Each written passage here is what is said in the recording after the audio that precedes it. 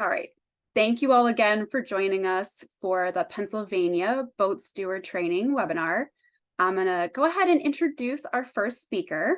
Our first speaker is Sarah Whitney. Sarah is the director of Pennsylvania Sea Grant, and she's going to be speaking on how boat steward programs can be successfully developed and implemented for preventing the spread of aquatic invasive species. So Sarah, I'm going to stop sharing and you can go ahead and take it away. Great. Thanks, Sarah. And thank you to folks for organizing this and for attending. I know fitting time to do these learning exercises can be a challenge. I have a list of activities and things I want to listen to and watch. So I appreciate taking the time to be here today. All right, I'm going to go ahead and bring my screen up. And hopefully you can see screen that says Clean Boats, Clean Waters, Watercraft Inspection to prevent the spread of aquatic invasive species. Looks good, Sarah. Great, thank you. Okay, before I get into talking about watercraft inspection and AIS prevention, I just want to share what Sea Grant is for folks that may not be aware. All oceans and Great Lakes that have, or all states that have ocean Great Lakes coastline have Sea Grant programs. So you can see we wrap around much of the United States here. We are similar to agriculture extension and research in that we want to connect communities and users of Pennsylvania's watershed resources and coasts with folks asking research questions about them to connect the questions between the two. So make sure the research gets applied, the questions get back in. In Pennsylvania, we have offices in Erie, Harrisburg, and Philadelphia, focusing on the Lake Erie watershed, the Susquehanna watershed, and the Delaware Estuary watershed. Okay, so we're here to talk about aquatic invasive species. What is an aquatic invasive species? The definition that we use is a management definition. It is not a scientific definition, but it is a way that we think about these species from a how do we control, manage, learn about them. And that management definition has two parts to it. The first is that they must be non-native to that watershed. And the second part is that they must cause harm. So there are species in Pennsylvania that are not native to that watershed, but they don't cause harm. There are also species that are native to that watershed that do cause harm. If you've ever had an encounter with poison ivy, that's quite uncomfortable, but we do not consider poison ivy an invasive species in Pennsylvania. Pennsylvania is a big enough state that we can have species from one watershed that are in one part of the state that are invasive in another part of the state. And so that can create some challenges. Aquatic invasive species can be animals, plants, or diseases. So how do all these species get here? And then how do they move around once they are here? There are a couple pathways, several pathways of how species kind of move across large areas. Shipping is one of them. They are in ballast water, which is water that is held in a ship to provide stability when there is not cargo there. They can be introduced intentionally on purpose through stocking activities. They can move when connections are made, when we build canals. The Great Lakes were connected to the Atlantic Ocean through the building of the St. Lawrence Seaway. That allowed a physical connection. Industries and organisms in trade are another way, through the nursery industry, through the bait industry, through aquaculture and aquarium. Those are all ways that species can get moved around. And then how do they spread once they are in a smaller location, like in our state of Pennsylvania? They can spread through water recreation activities. So here's a boat trailer that is covered with an aquatic plant. They can get spread intentionally or intentionally and then escape from that. So if I have a water garden, I'm purchasing plants that are really cool and interesting, but maybe my water garden floods occasionally, and those plants then are able to escape and move downstream. So I want to talk about a couple species that we keep our eyes on and are concerned about in Pennsylvania. Zebra mussels is kind of the poster child of aquatic invasive species. It was introduced into the Great Lakes, and from there has spread into Pennsylvania, into some inland lakes. Zebra mussels are very tiny. It's hard to see. Well, you can see from the photo where they're on the mussel. They're very tiny, kind of the size of your thumbnail or fingernail, but they are mighty in that they connect together. And so a number, if not just one or two, but you will have hundreds or thousands. On a native mussel, they can prevent it from being able to open. And so then it can't feed and respirate. Quagga mussels also came in via ballast water. They are from the same area. They originated from the same area. They are a little bit bigger than zebra mussels. And what's happened with how they have come into the Great Lakes is that the zebra mussels came in and then the quagga mussels came in. And so quagga mussels tend to be found in deeper areas. And so it's been interesting to see what geographies they inhabit in the Great Lakes, what habitats. Eurasian water milfoil is an aquatic plant. It forms dense mats that can interfere with recreation. And one of the challenges with Eurasian water milfoil and a number of aquatic plants is that they can spread by fragments. So a little bit can then create a new plant and eventually a new population. Rusty crayfish is a concern in Pennsylvania. It is aggressive. It gets in and it disturbs native crayfish and can destroy aquatic habitat. It can take the better nesting spots and which can limit reproduction for the native crayfish. Curly leaf pondweed is another aquatic plant that's of concern. It was accidentally introduced from as an aquarium, or it was introduced as an aquarium plant and it escaped from that. And it also can form these dense mats that can interfere with recreation and prevent the growth of native plants. Hydrilla is another piece that, another aquatic plant that can cause significant impacts to recreation, to native habitats, and is very difficult to manage and control. And the reason that it is difficult is that it has this growth above the bottom of the lake, but it also has a tuber that grows in the lake, which means that it's more difficult to manage. You can't just remove the green material. It has this tuber that also has to be controlled. And let's see. Okay. New Zealand mud snail is a teeny tiny. So if you look at the, that's a dime that's there, and the New Zealand mud snails are on top of it. Very hard to see, native to New Zealand.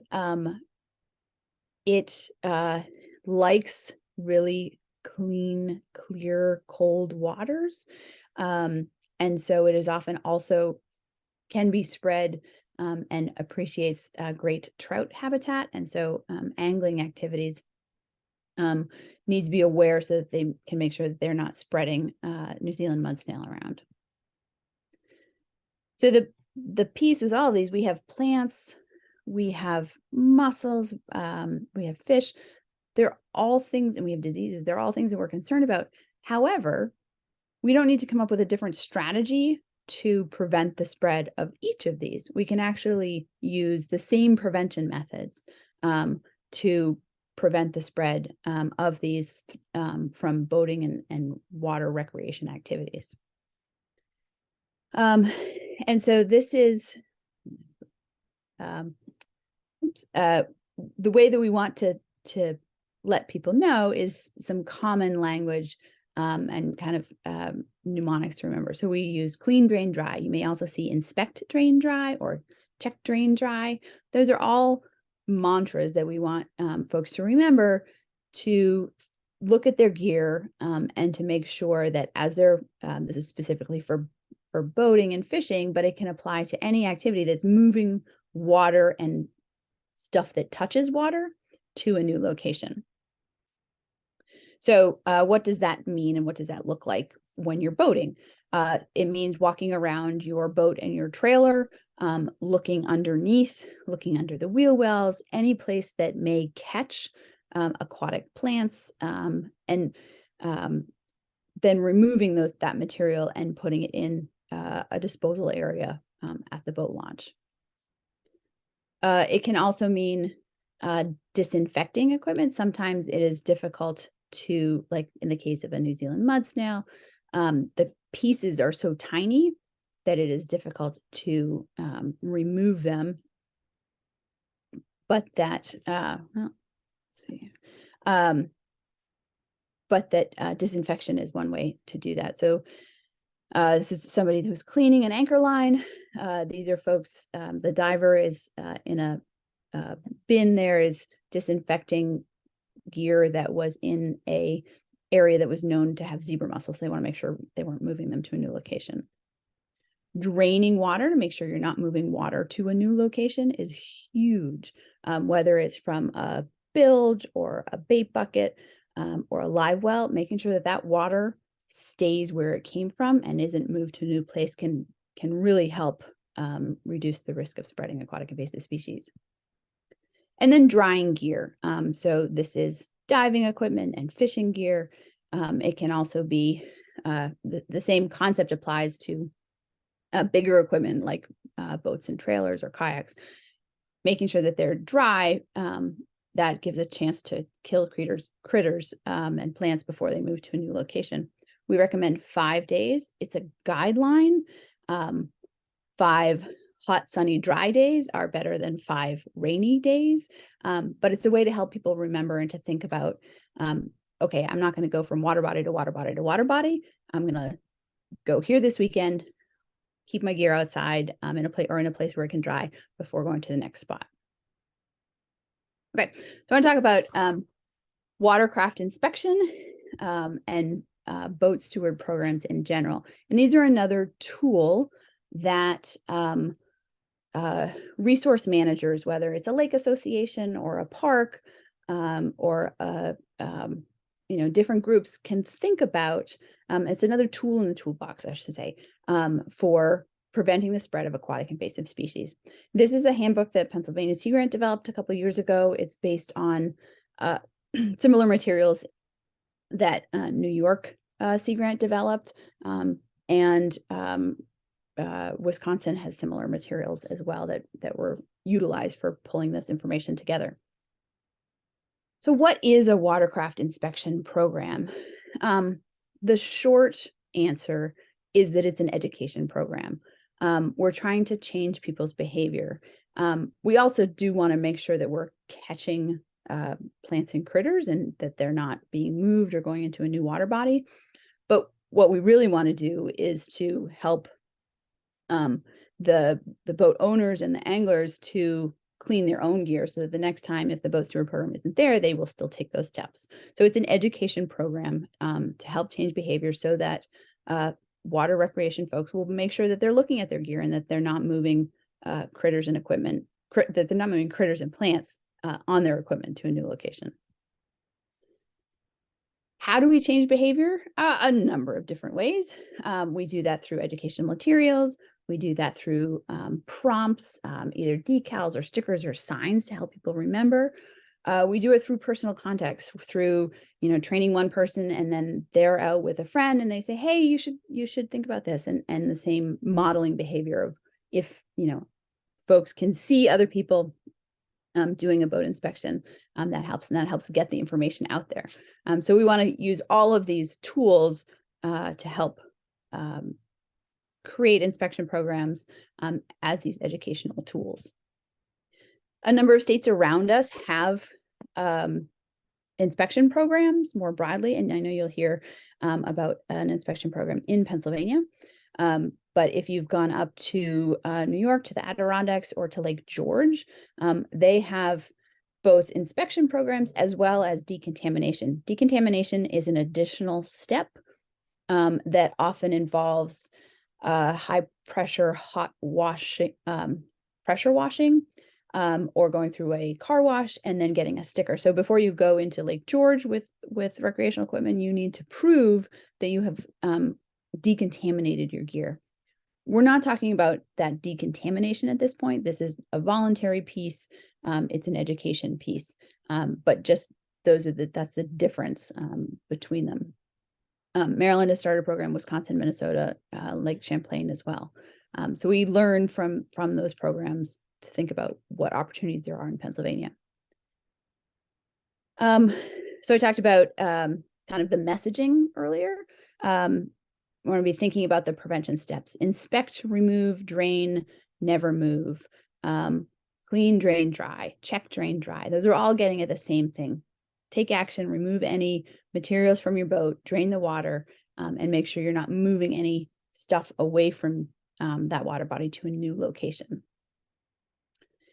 These are some specific areas on a boat and a trailer where you can look, because these are areas that aquatic plants often get stuck, and critters can hang on to the plants in addition to the plants being a concern.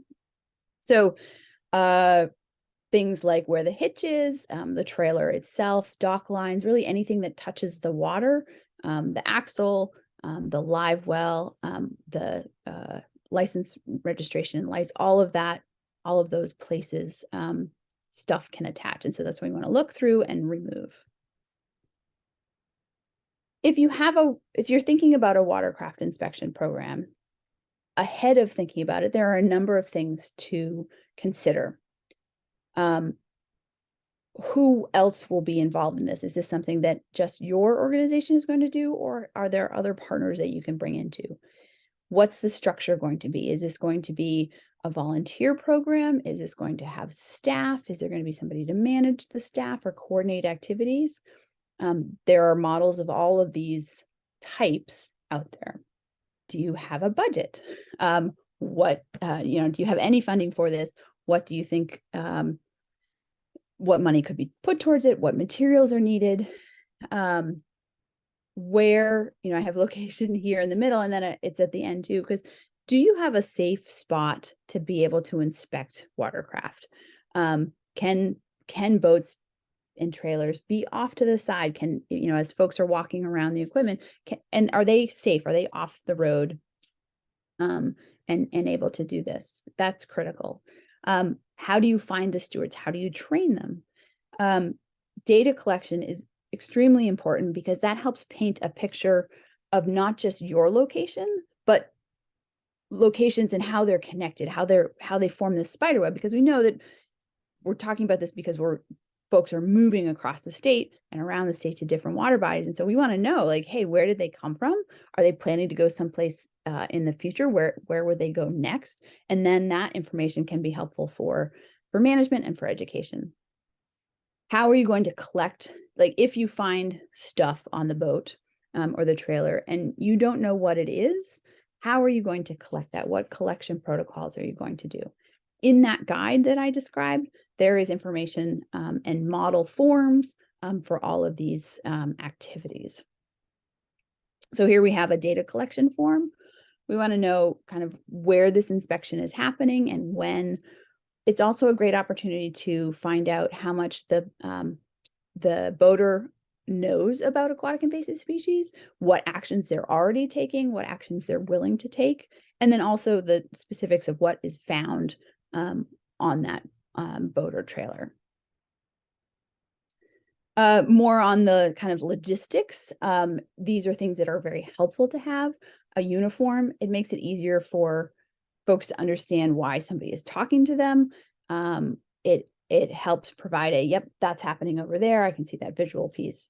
The inspection equipment, safety equipment, and then educational materials and signage. Sometimes folks can be given something in exchange for the time that it takes to do the boat inspection and to talk that information, as well as just sharing information about other ways to prevent the spread of aquatic invasive species. So here is a model guidance. I'm sorry, not guidance, model conversation that could take place if I was a boat steward at Pymatuning State Park. And it's really just as simple as, hey, who am I? I'm here working for this park. Would you be willing to participate in a quick survey and an inspection of your boat for invasive species, telling them how much time it's going to take? This should take less than 5 minutes, and it will help protect this reservoir and the Great Lakes. Plus, we have a giveaway for you here. We have a key float. If they say yes, great, let me ask you the survey questions, and then you go through those questions. And then it's a walk with them, because again, this is an educational process around the boat and the trailer to look for any invasive species. And then it's a thank you. Thank you for your time to prevent the spread of aquatic invasive species. Have fun on the water. Have a great day. I talked a little bit about materials and getting information out. These are some of the examples that Pennsylvania Sea Grant has. Other places have things as well. We're happy if you're interested in doing more education and outreach. We're happy to share these materials with you. Some of them are available for loan. Some of them we can provide you with the copies for them, and just feel free to talk to us about that. And this is me and my contact information. Please feel free to reach out if you have further questions, or we can help you with materials and thinking about the process for your lake or water body. Thank you. Thank you, Sarah. We're going to keep going with Stacy. So I'm going to introduce Stacy. Stacy is the assistant manager at Pymatuning State Park, and she's going to be giving us a case study of a successful boat steward program that they've been running for many years now. So Stacy, you can go ahead and share your screen whenever you're ready.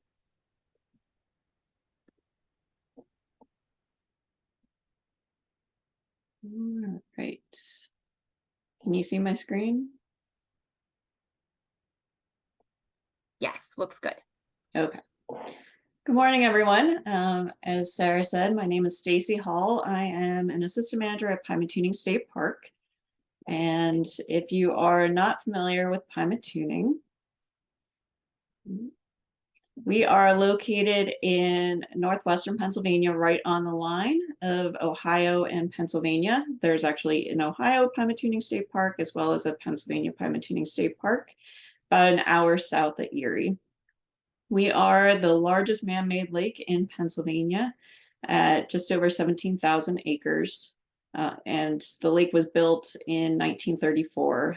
The dam was completed. We do have cooperative management here between the state park, Ohio DNR, Fish and Boat Commission has a hatchery on the lake, as well as our sanctuary area, which is maintained by the PA Game Commission. We see about 4 billion visitors a year to the park, so it is very active, very well loved. Most people are coming here for the fishery, so it's very important that we keep it healthy and productive for their use. We were built, though, primarily for industrial use downstream, so that is what guides our releases here on the lake. But quickly after the lake was built, they realized that it was a recreational haven as well. So in 2016, we developed a site-specific program to do boat checks here at Pymatuning. We do, on the PA side, have 14 lake launches, as well as a launch onto the Shenango River, into which the lake flows. And then Ohio, which has their own 5 launches, are not included in the primary program, but during a Blitz Week, which you'll hear about, our interns do go and man their launches as well. When we first started doing the program, we used Ranger 1s, which are in a uniform similar to what I'm wearing, as well as paid and unpaid interns. We did want to see how people would react to someone in an official uniform versus someone in a t-shirt or a polo shirt. We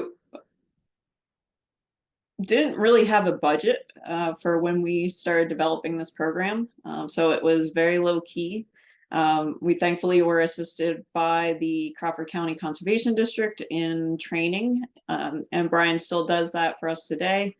Brian Pilarczyk, their watershed specialist, does on the intern's first day aquatic plant training for them. And then PA Sea Grant was kind enough to provide us with giveaways and informational sheets to give out to the public. So why did we decide to start doing the boat check stations here at Pymatuning? So a hydrilla, which Sarah showed you pictures of, was first found in our reservoir in 2010. Between 2010 and 2015, we worked on developing a plan of how to go about treating hydrilla in the lake. And part of that management also included an education and outreach.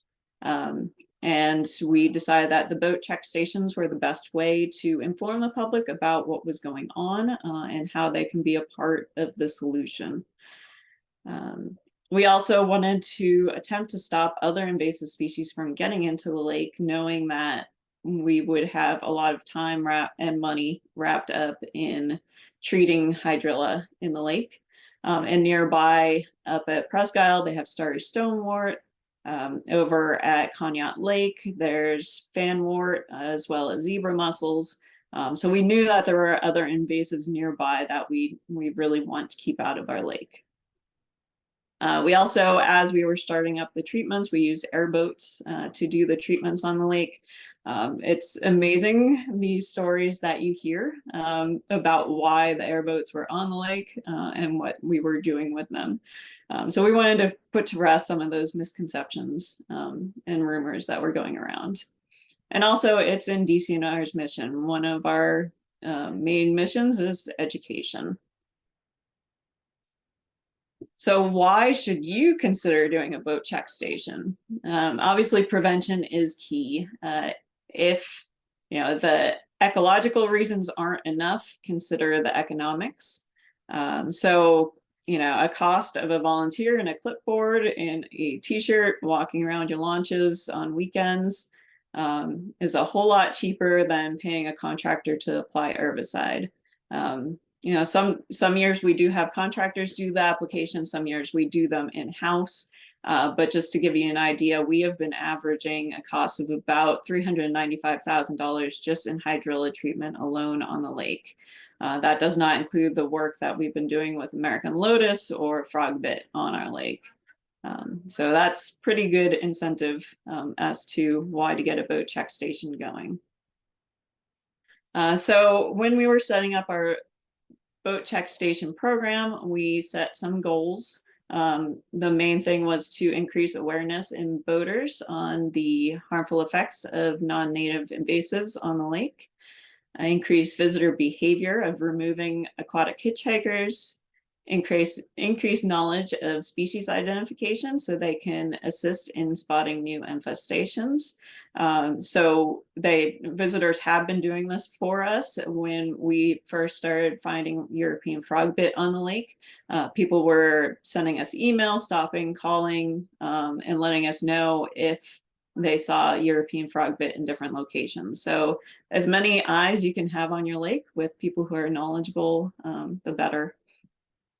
And also to know exactly where our boaters are coming from. We knew that there was a connection to Conneaut Lake, to Presque Isle, to Moraine, but we didn't know all of the locations that boaters were coming from. So this gives us an idea of what species we really need to be on the lookout for. So to get started, we had our clipboard with our questions that the interns would use to walk up to the general public as they pull into the launches.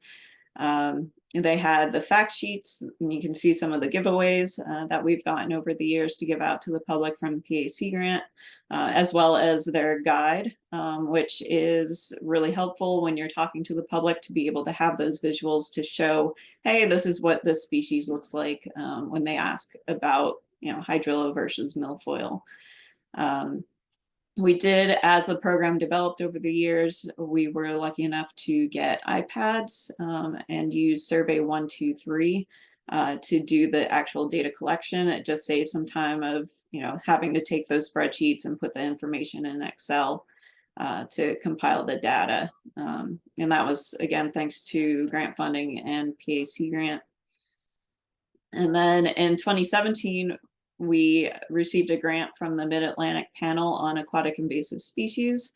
That also helped to give a more professional look to our check stations with the signage, the tents, the chairs. It helped to pay for invasive species disposal stations at all the launches, again, increasing awareness, as well as 3 boat wash stations that we have in the park.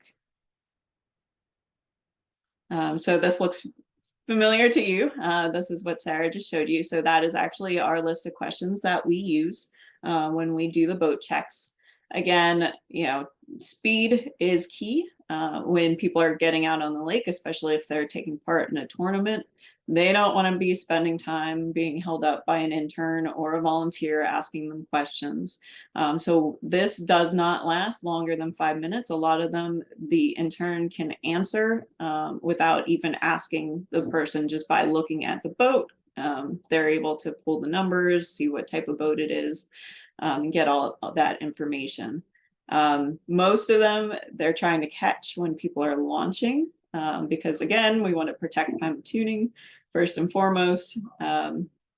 So as people are pulling in, when they're taking their tie-offs off their boats, they're walking up to them and saying, hey, while you're doing that, can we also do this?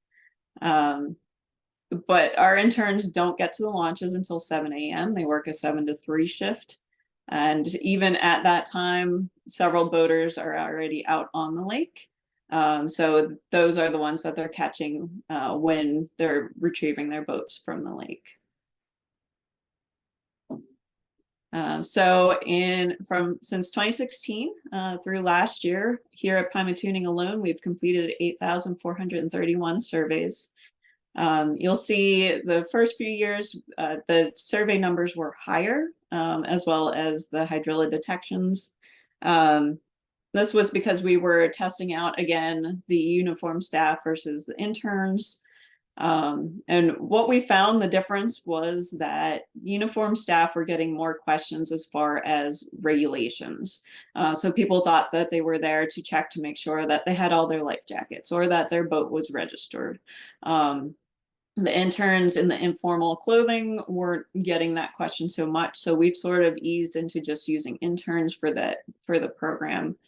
And then,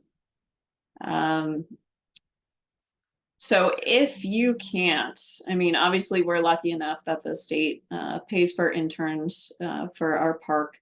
If you're not lucky enough to have staffing on a full-time basis, when should you be considering doing these boat checks? So obviously you want to do it when your launch or your lake or your river is the busiest. So weekends, holidays, special event weekends, or during the Blitz week, again, which you'll hear about in a little bit. But that's just an example of the map from last year's Blitz of where people set up boat check stations. And we're hoping that we can increase that in Pennsylvania for this coming year. So what are we finding on the boats? So here's a list of what we found over the last few years, including zebra mussels and fanwort, which are still not in Pima tuning. So the fact that we're stopping those at the launches is a wonderful thing. So from the data that we're gathering, we're able to see where our boaters are last using their boats and where they're going to next. And over the 6-year period, consistently, the strongest connection is between Moraine, Goddard, Presque Isle, and or Lake Erie, and the Shenango Reservoir. So again, that consistent northwestern Pennsylvania. But here is on a broader scale. So in the last few years, those are the states that we've had boaters come from. Some of the interesting stories, just anecdotal. The interns have talked to quite a few fishermen who fished their way up the eastern shore and then into Canada and then back down, and not taking breaks in between as they're moving from lake to lake. So just imagine that pathway is spread, and how we can help to put a stop, just by getting that clean, drain, dry message out to them. And then this is just for 2022, the zip code map. So you'll see, Ohio, all of Western Pennsylvania, we're getting visitation from, all the way out into New Jersey. So the check stations for state parks did start here, and we started to increase and expand across Pennsylvania.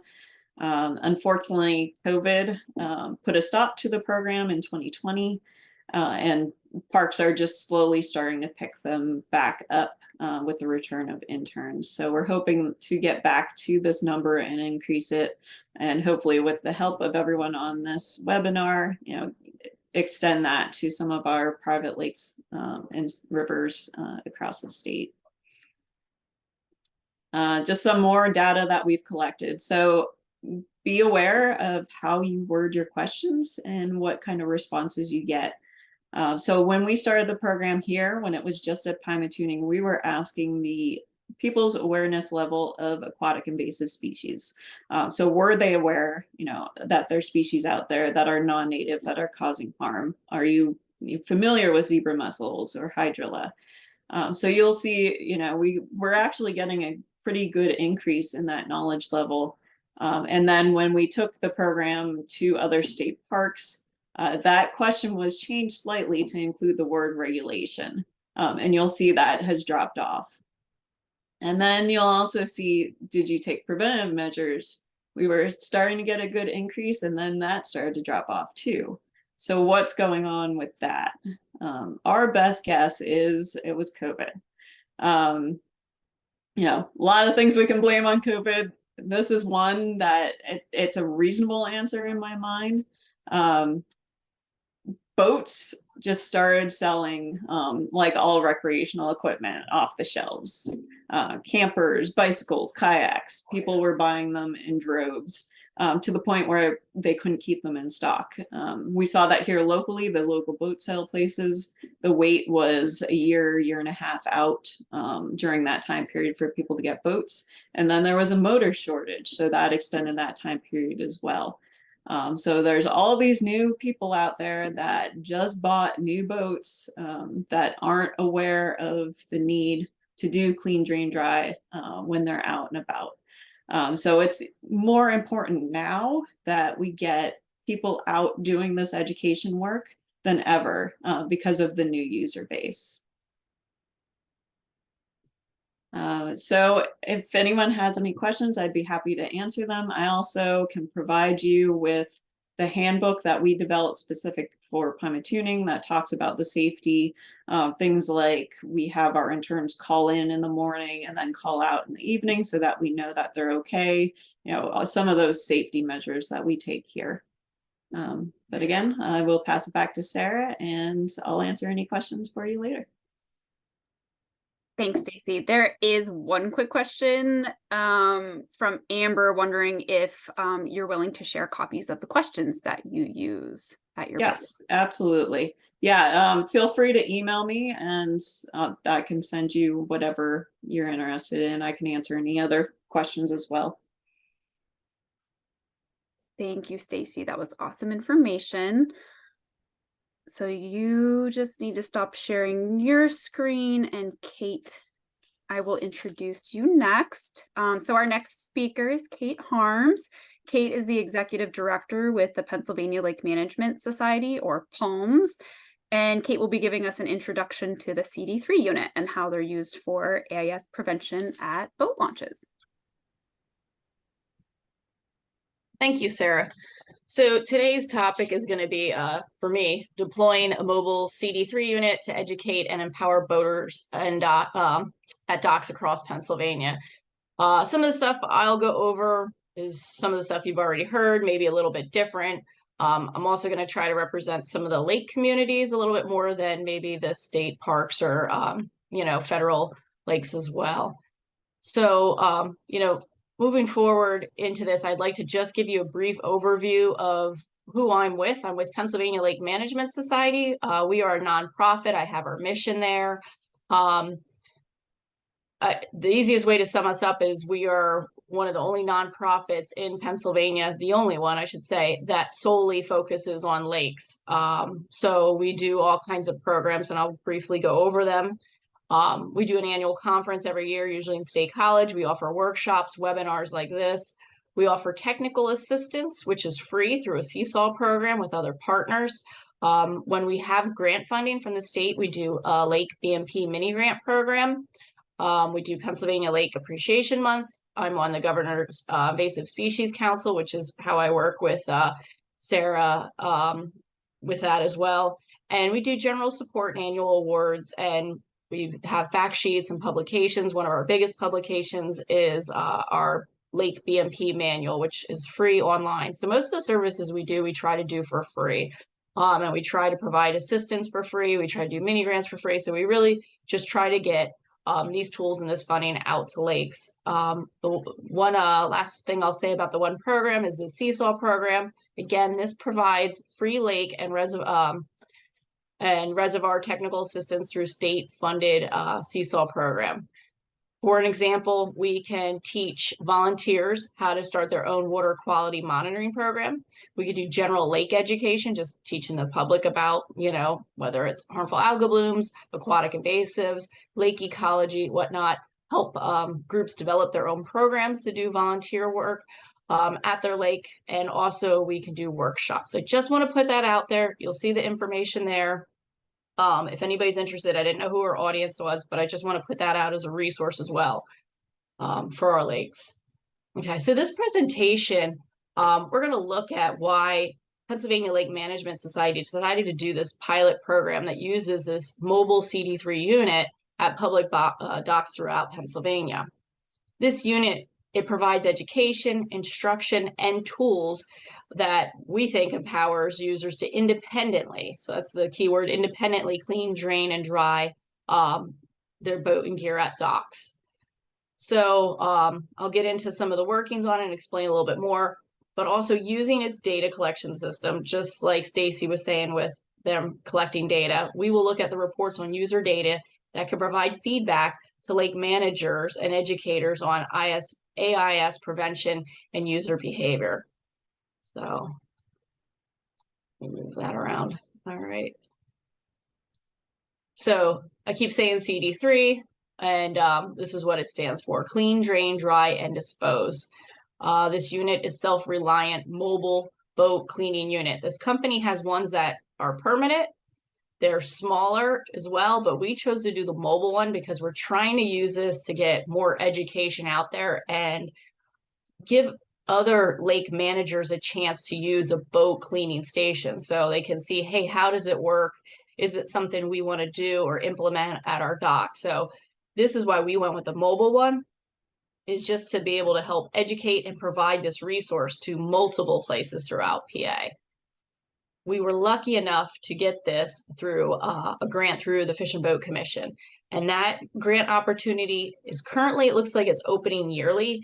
And they typically used to use it for people who wanted to put in docks or bathrooms, brick and mortar kind of things at public access docks. And I pitched the idea of doing this, and they were open to it as a first round. And from what I understand, they will now consistently look at boat cleaning stations as part of that grant program. So just to put that out there, that's through the Pennsylvania Fish and Boat Commission.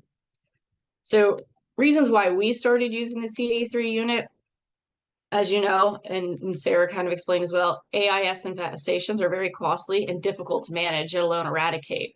So that's probably the biggest thing, like actually getting it to be eradicated, which is really difficult to do. The best plan of action is to prevent the introduction of the AIS into our water bodies. But to do that can be a challenge with a population of users that are unfamiliar with the process of clean, drain, and drying boats and equipment.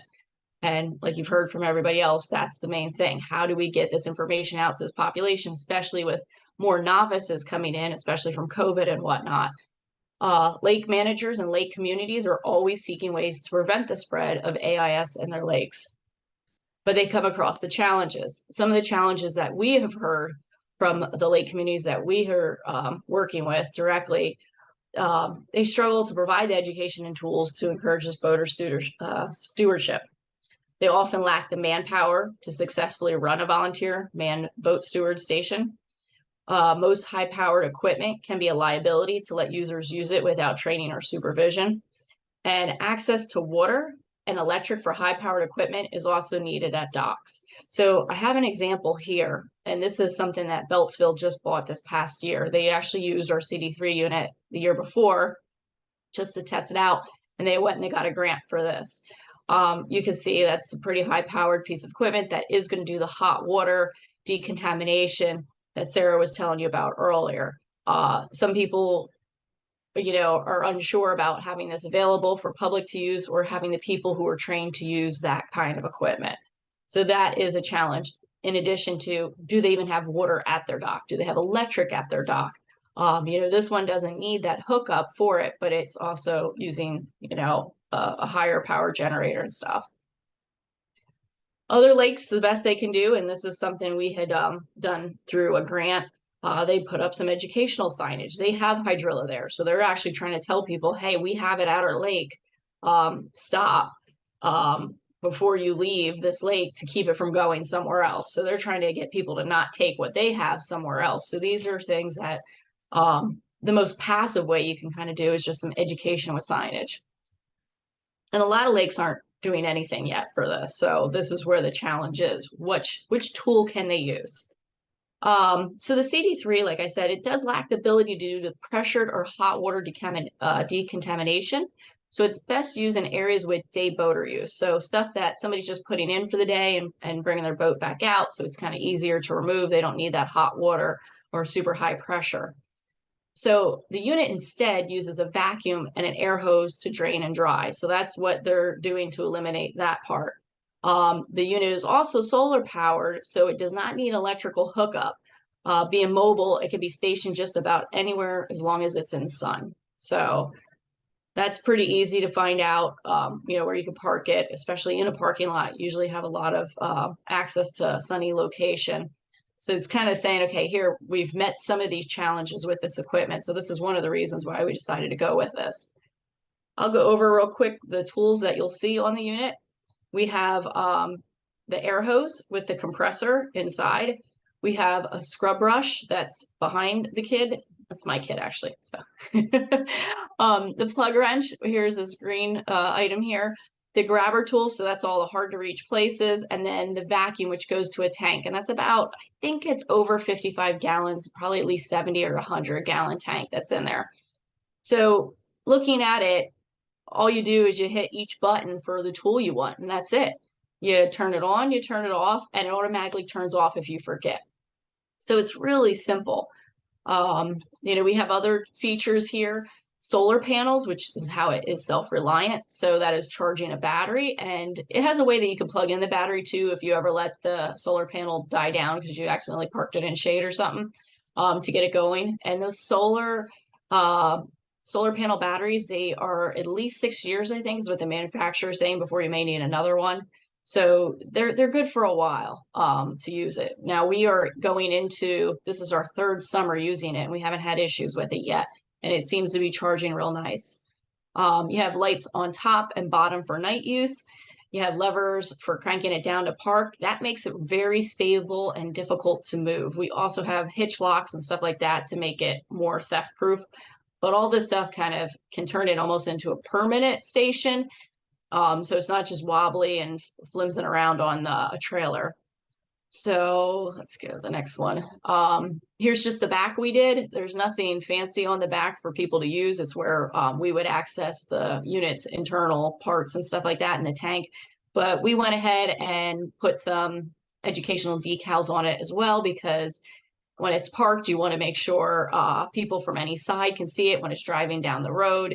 It's a good conversation starter. So we did both sides of the unit.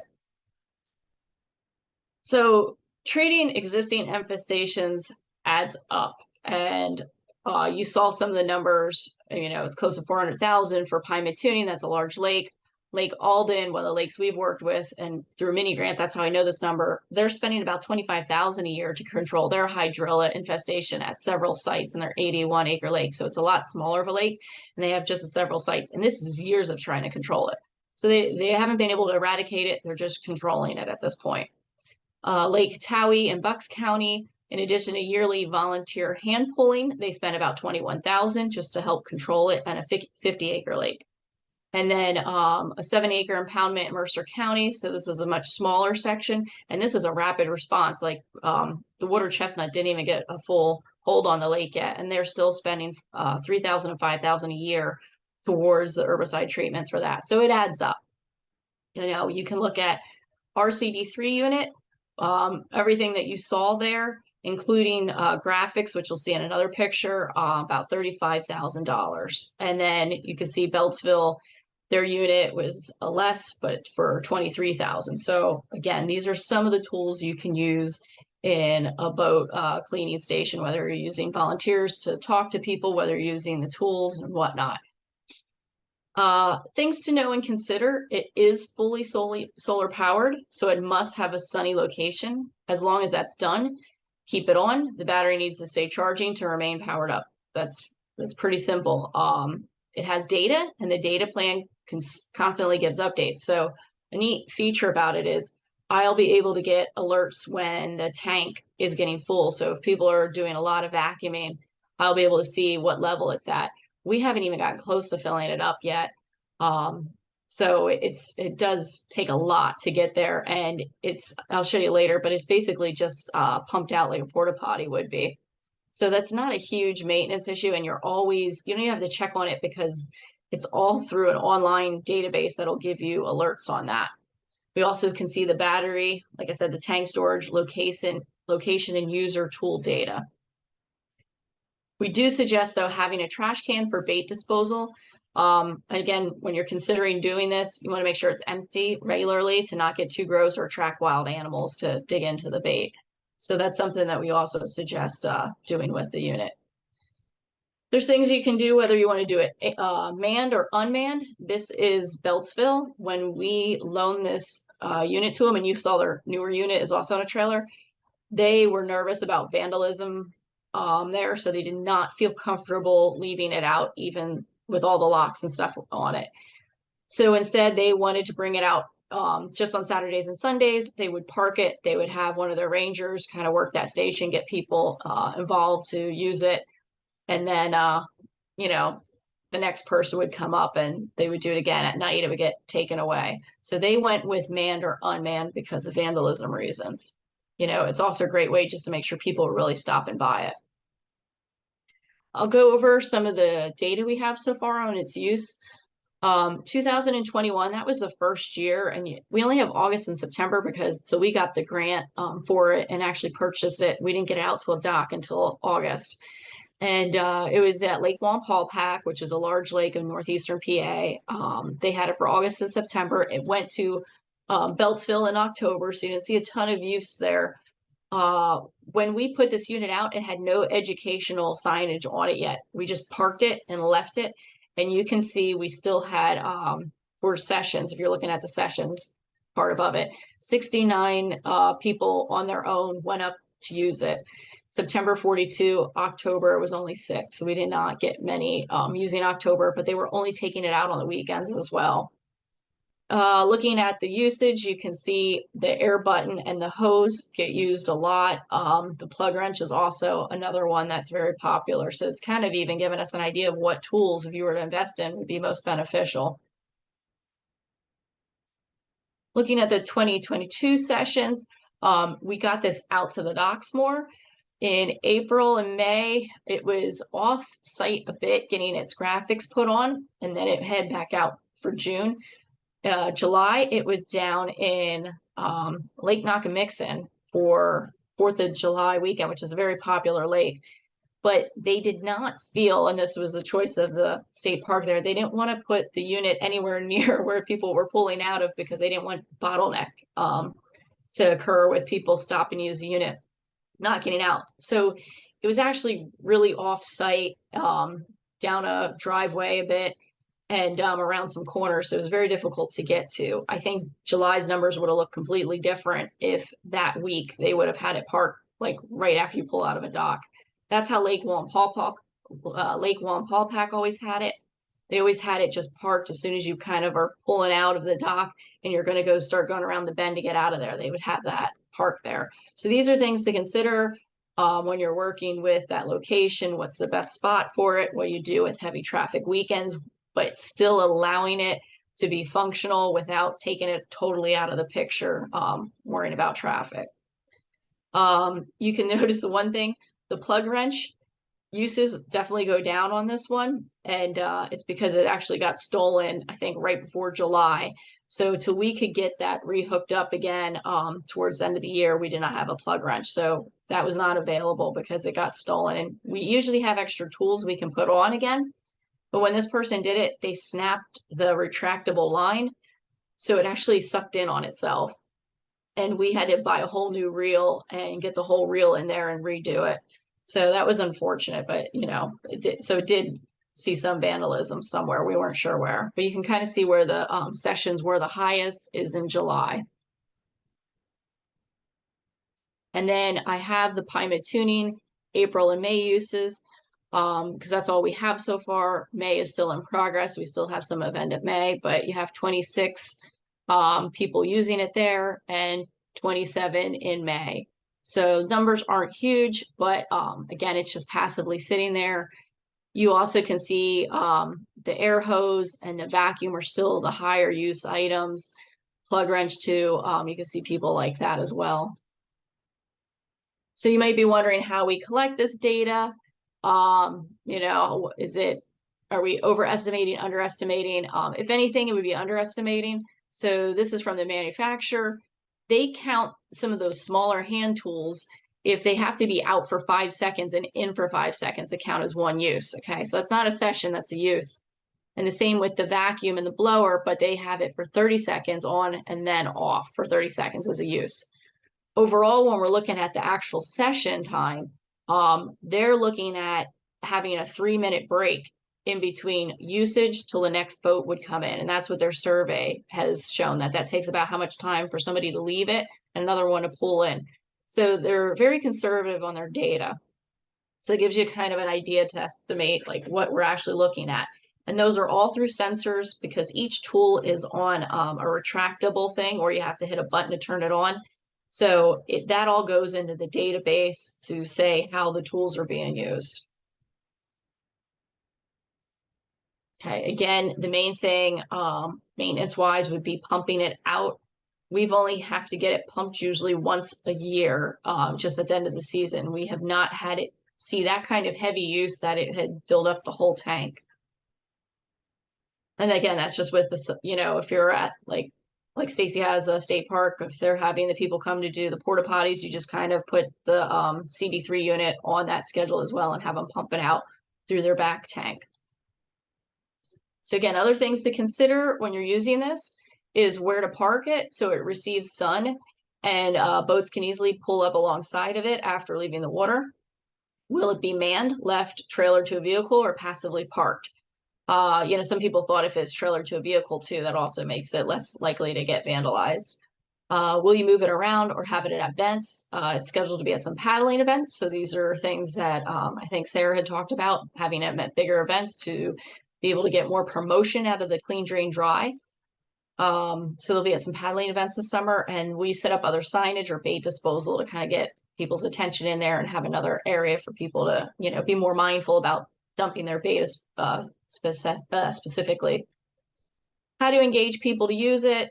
Again, through signage, through promotional items, maybe you can give them something. I would suggest too, if this is something you're interested in, just go on the website of the company. They also have entire video series on how to use it. Plus they have all these really cool apps and handouts that you can use. They're constantly making additional outreach materials as well. So it's kind of nice that they'll have apps that will go through each type of boat you have and the most, popular places to find, aquatic invasives on the boat. So you can go right to those areas to make sure you're, cleaning out specific parts of the trailer or the boats and stuff like that. So this is volunteers decontaminating their kayaks after hand pulling European water chestnut at Lake Towey in Bucks County. This is an annual volunteer event. So not only, I mean, these people are already aware of aquatic invasives, but not only are they hand pulling, but they're also now getting a chance to use this equipment to do the clean, drain, dry with tools themselves. So it was kind of a nice promotional thing. The rotations for 2023, I put this on here in case anybody's out in the northwest part of PA and they really want to see this in action, or they want to use it just to check it out. It'll be at Pine Tuning in May, early July, and August. Shenango River Watchers is going to be doing some paddling events, so those will be bigger events that they'll have it at. The lake as well. Goddard, and then at the very end it'll be at Presque Isle, later displayed at NALM's conference in October. If you're something you're really interested in and want to try to figure out where it's at in more detail, I put down the website for PA Lakes, and also you can reach me at that email. And I am going to quickly show you guys the graphics because I feel like I didn't get a chance to show you the front graphics after we did it. That was like our first picture. So if you're looking at this picture here, this is what it looks like to date. So we went ahead and we put some additional graphics on it to grab people's attention more. The unit itself is great with its 1, 2, 3 explanation on what to do. But by putting this on there, we're hoping people see it better, messages, and bring out more attention on bringing them in there to do a cleaning. You know, this is not just to clean your boat to make it shiny and pretty. This is to protect the waters. And we have on there the zebra mussels, hydrilla, and round goby, which are some invasives that are priority invasives for Pennsylvania. So I just wanted to end on that as well. And that's everything. If we have any questions, I can stop sharing quickly. All right. Thank you, Kate. Yes. I think we'll wait to the end. I don't see anything in the Q&A box. So I am actually the next presenter. Share my screen.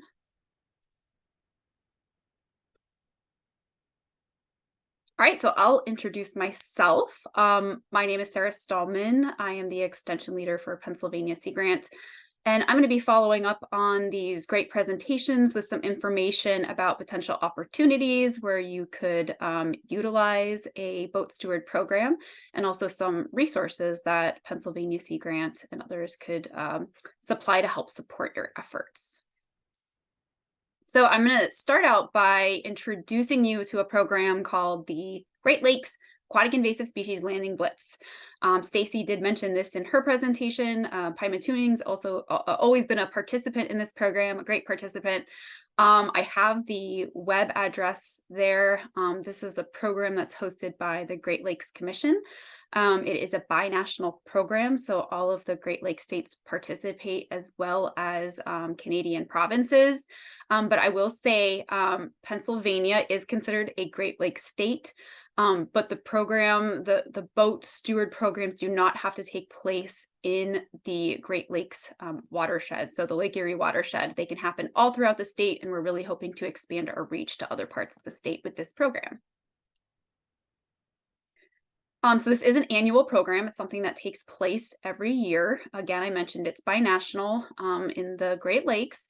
And essentially, it's an opportunity to, we call it a blitz, but to blitz people with information about aquatic invasive species prevention. So, really engaging with local volunteers and stewards to go to local boat launches and access points and have conversations about aquatic invasive species and how to prevent their spread from water body to water body. This usually is happening around a 10-day span around the 4th of July. That's obviously a very busy time of year, so we're trying to increase the number of people that we're reaching by focusing around the July 4th weekend. So you did already see this graphic as well. This year's Landing Blitz is taking place from June 30th to July 9th. So those are the official dates. So any activities and programs that happen within that time period can be counted for the Blitz. These can be in person or virtual, and I'll kind of go through what each of those look like.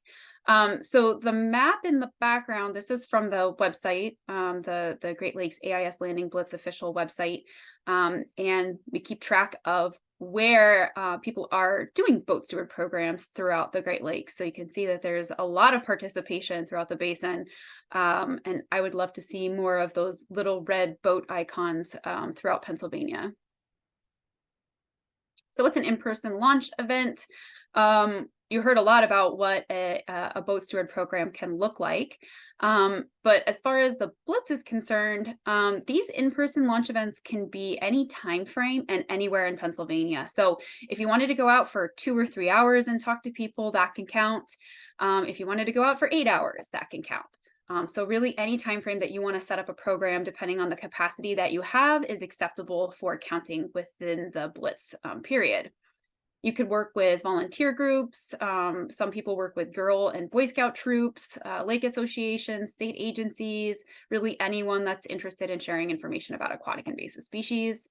I know one state has been working a lot with veterans, so they have a group of veterans that are very active in their community, and the veterans will come out to the boat launches and talk to people about AIS. So just depends on what you have available in your community. It could be a single day and you just do it one time, or you could do multiple events within the Blitz period. So it's very flexible.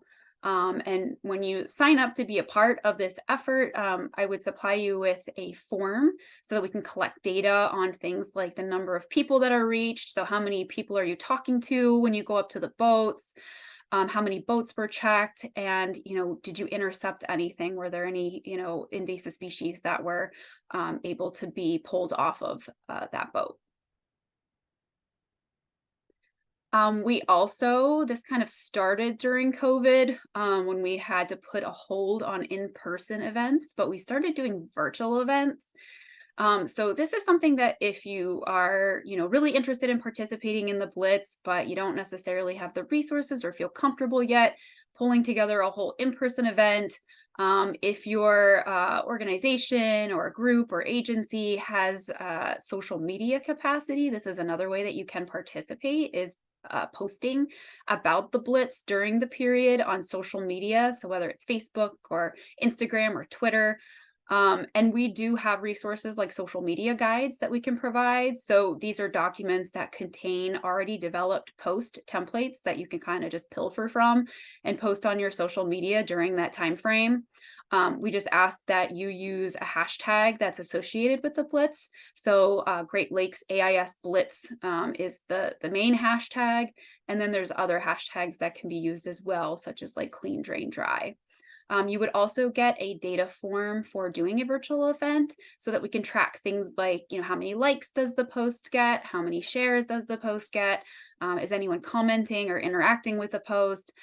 That's all helpful information that gets reported to the Great Lakes Commission. We've also done TV and radio promotions. So I'm just going to show you, this is last year, I believe's promotion event that we share. It's typically goes out during the entire Blitz period, but we also do like a week or so before so that people become familiar with the event and can potentially attend it if they'd like to. The AIS Landing Blitz is a Great Lakes regional effort to help prevent the spread of invasive species like zebra mussels, the round goby, and several varieties of vegetation. One way you can help is by checking your boat and trailers for mud and plants and removing them before moving to new locations. To learn more, join the Pennsylvania Sea Grant and DCNR on July 2nd at the Niagara Boat Launch on Presque Isle from 1 to 2 p.m. Clean, drain, dry, and join the fight to stop aquatic hitchhikers. So that's the promotional video that we use pretty much every year, and you can change out that last slide with the information for that year. And then we also do radio interviews and news spots as well to kind of spread the word. Something else that we've done in the past 2 years that's been really cool is a digital media strategy called geofencing. So essentially what you do is just kind of draw a polygon around a location that you might think that boaters or water recreational users would be frequenting that would be interested in getting messaging about aquatic invasive species. So basically how this works is you target your location. It creates like an invisible fence where you draw your polygon. As soon as somebody crosses over that barrier, if they have location services enabled on their phone, they would then start to get aquatic invasive species prevention messages. So if somebody's on YouTube or they're playing a game where you get kind of those pop-up messages, instead of getting your usual commercial or advertisement, you would get information about aquatic invasive species. So this has been really cool and interesting, and we've been able to reach a lot of people by doing this. We can see how many people watch videos all the way through or watch the advertisement all the way through, who's clicking on it to get more information, and all different kinds of data. So just to share some results, for Pennsylvania in the past 2 years, we've consistently had 10 sites in Pennsylvania that are hosting in-person events, which has been fabulous. But again, we would love to expand that number, and most of them are concentrated in Northwest Pennsylvania. So being able to kind of expand that out would be great. In 2022, there was 171 site impressions.